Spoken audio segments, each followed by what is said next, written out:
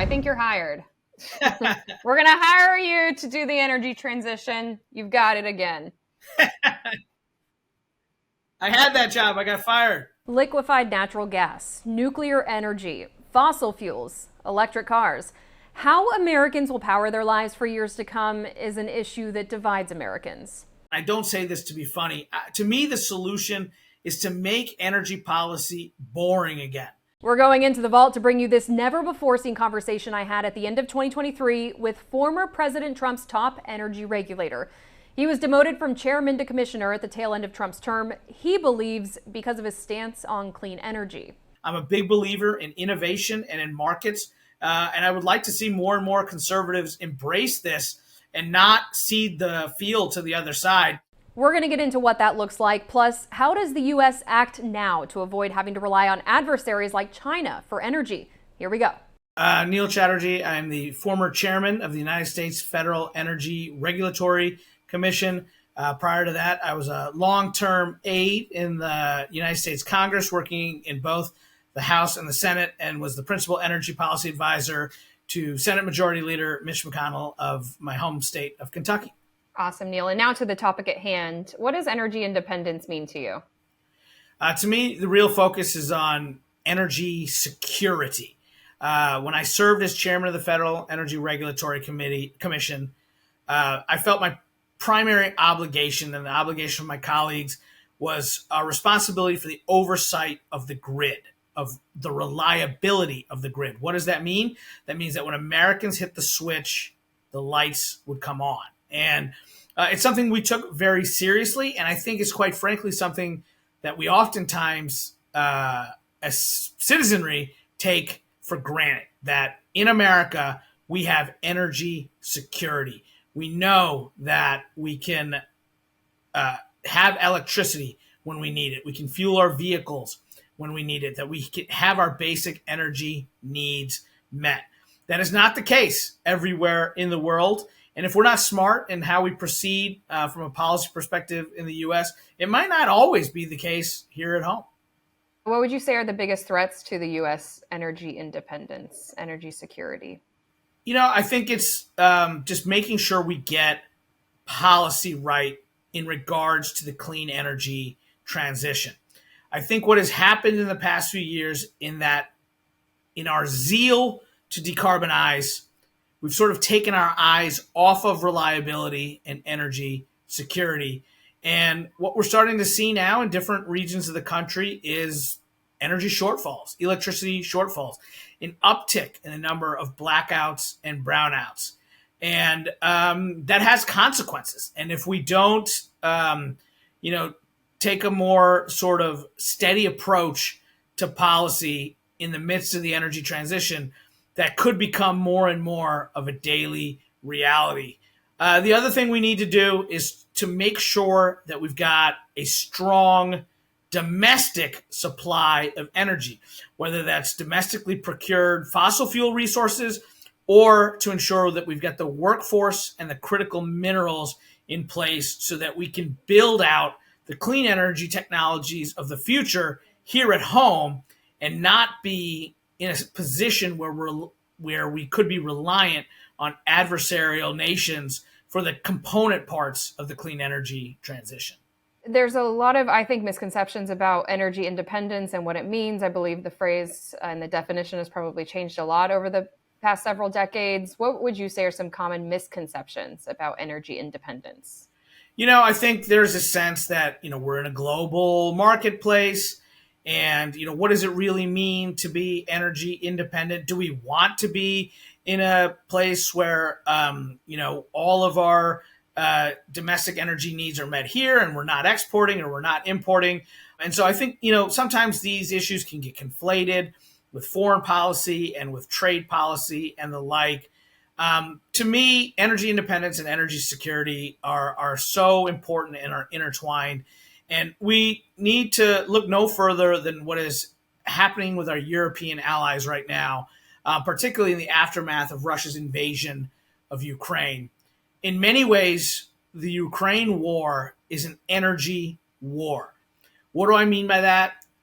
Europe writ large, and Germany in particular, made a series of energy policy decisions that made them uniquely vulnerable to Vladimir Putin.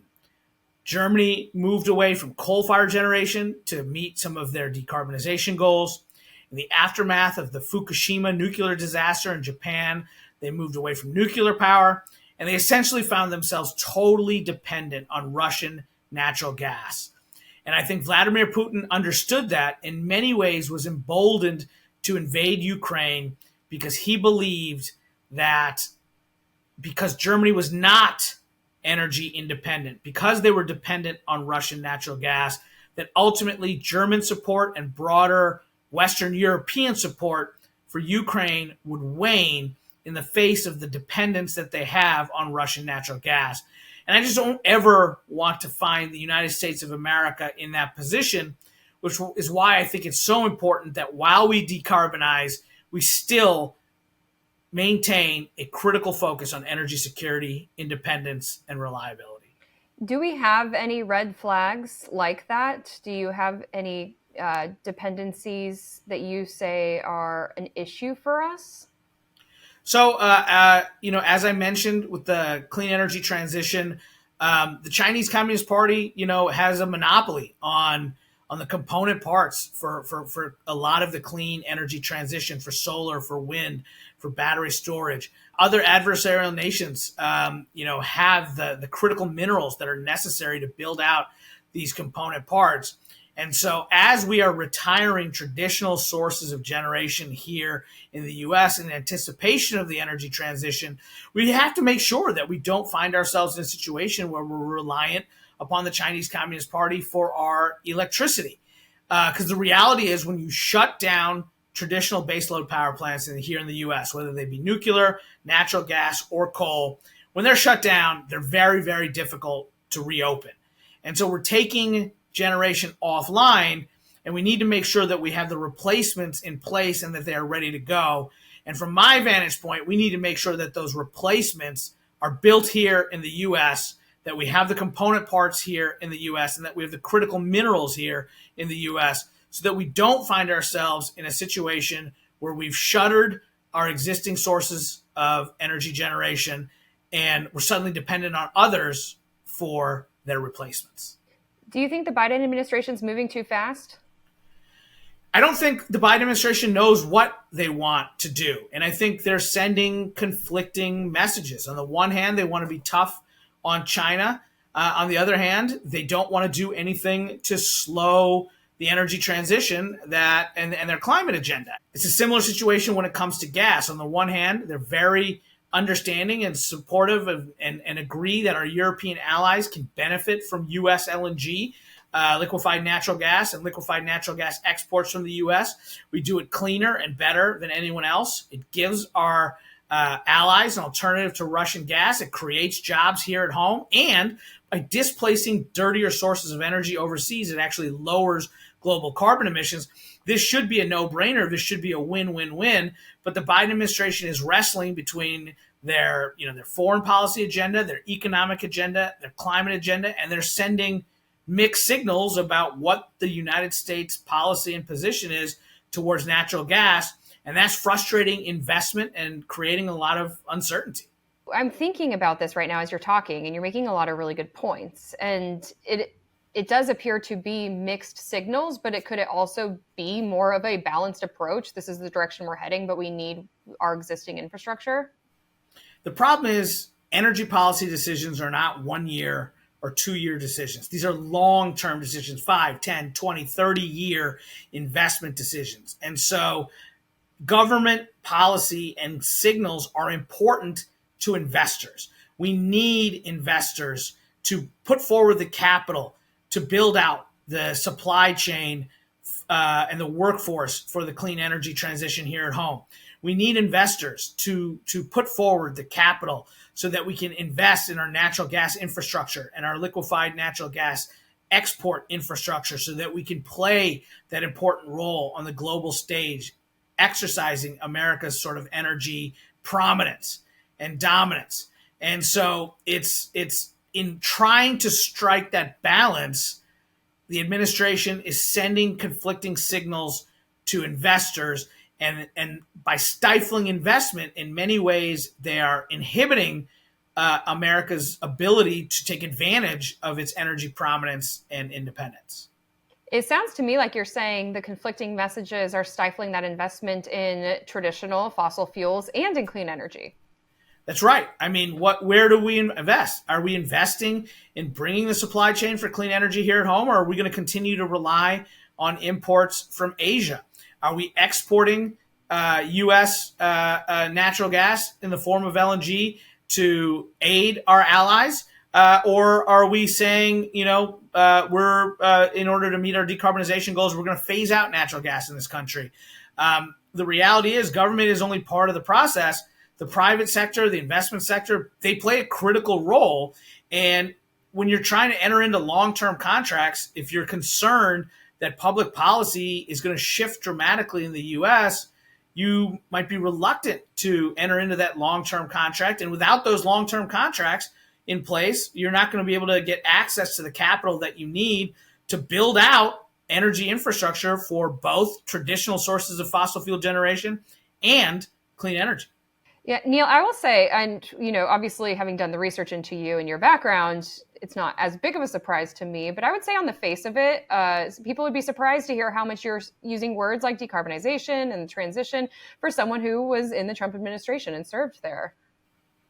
Look, I see huge opportunity here. And I think, the manner in which I talk about the energy transition, I'm not coming in here pushing regulations or mandates or really subsidies. I'm talking about market-based solutions and the opportunity to take advantage of that.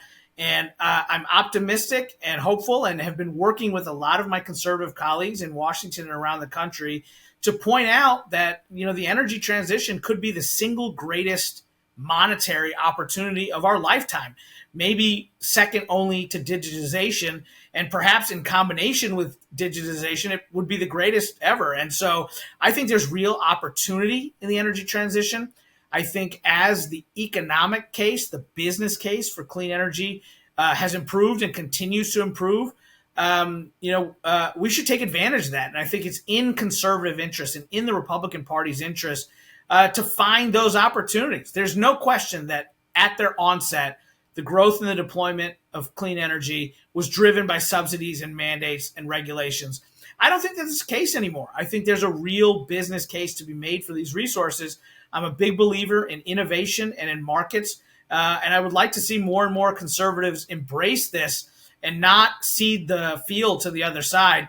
I actually am really frustrated by this kind of antiquated notion that if you're for fossil fuels, you're of the political right, and if you're for clean energy, you're of the political left. I truly am an all of the above guy. Let's talk about the free market. Gas prices go up. Conservatives blame President Biden for it. Who sets gas prices, Neil? I mean, look, both parties play politics with gas prices. I think in particular in the past couple of years, because of inflationary pressure that's just hitting Americans, across the board, gas prices are the most visible sign of inflationary pressure, which is why Republicans are using it. And I think it's effective. Gas prices are just a potent political thing, which is why both parties hammer the party in power when the price at the pump goes up. When the price goes down, presidents all take credit for it. When the price goes up, they all say, well, this is out of my control. I can't do it. It's just politics. But, I mean, where's the truth in this? The truth is that they don't have the control to set global prices. No, it's supply and demand. There's so many dynamics in place. And I think presidents of both parties, try to pursue policies that they think will bring down the price. The Biden administration tried it with draining from the Strategic Petroleum Reserve. The Trump administration tried to focus on, leases and greater domestic production. And so, there's many, many factors that come into play with the price at the pump. And I think too often we just simplify it to black and white and say this person is to blame or this policy is to blame. And there's no one policy that can impact the price at the pump like that. Even when the U.S. does ramp up production, the risk, if we are driving down prices, would be that OPEC turns around and says, we want to, stifle this a little bit because we want more money. Isn't that right? Sure. I mean, you do have, these global players that have it in their own interest to cut supplies, whether for political or monetary gain, which is why, again, the premise of this conversation is around energy independence.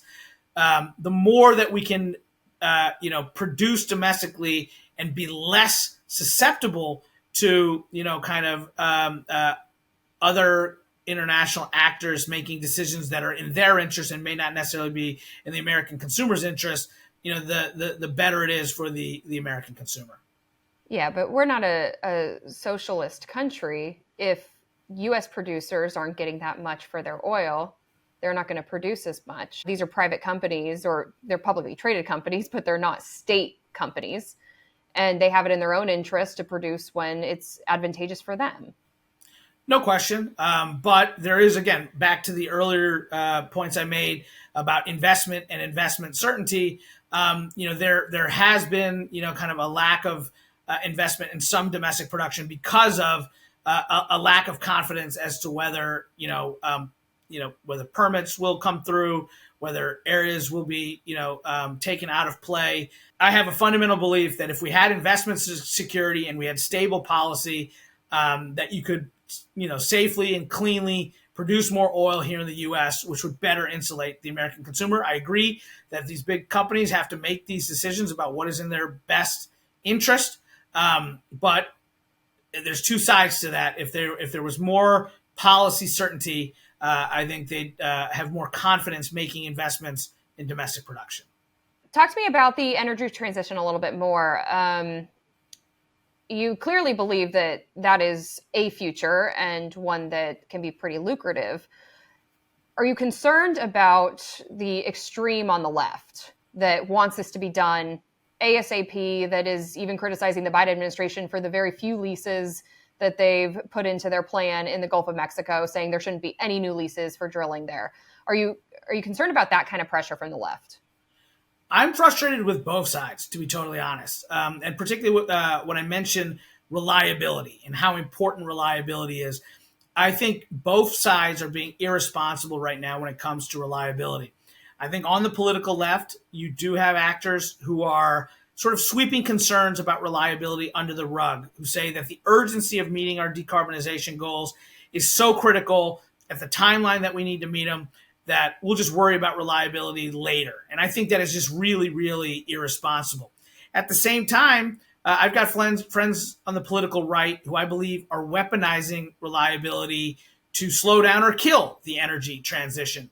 And so to me, I think we need to have a rational conversation about how we can transition, how we can continue to squeeze carbon out of the energy economy while simultaneously maintaining reliability, affordability, and energy security. And we can do that if we take the politics out of this. And so I'd love to remove the politics on the left and the right and start to get to kind of rational, responsible solutions. You talked about, some on the political left, who are pushing, for speed and certain policies. I'm also frustrated about, what I view in some ways as sort of a lack of seriousness around decarbonization if it's truly about climate change. There's some on the left who, in the name of decarbonization and combating climate change, pursue certain policy objectives, but then not others. Like, why isn't there total support for carbon capture and sequestration? Because if it actually works and can be deployed at scale, suddenly you might have natural gas and coal forever. Natural gas is a really, really good fuel. It's cheap, it's abundant, it's accessible, it's easy to transport. Its only downside is when you burn it, it emits carbon. So if you could capture that carbon, why not have natural gas that we can capture the emissions available for the foreseeable future? Because I actually suspect that the motivations of some are not just focused on decarbonization and climate change, but on kind of reorganizing society and redistributing power within society. And that frustrates me. Similarly, when it comes to nuclear power is our single greatest form of baseload generation, and it's carbon free. I don't see how any serious person who's focused on climate change shouldn't be concerned about the future of nuclear power and the role that nuclear could play. But you have some of these same actors and activists who are opposed to nuclear power because, again, I think they have motivations that go beyond climate change. I think this is about social engineering, and that to me is very harmful. I am fully prepared to engage with anybody on a discussion about policies to decarbonize. But what I won't accept is people who have ulterior motives, whose goals go well beyond an energy or climate conversation and have broader societal implications. You talked about making sure that we're not like too specific. For those that are doubling and tripling down on the fossil fuel industry, what is the risk there? If you're saying, no, this is it, and we're just going to keep doing this, we're going to keep riding this train. So I do think that, to maintain energy security and the reliability, not just here in the U.S., but globally, we are going to need fossil fuels for the foreseeable future.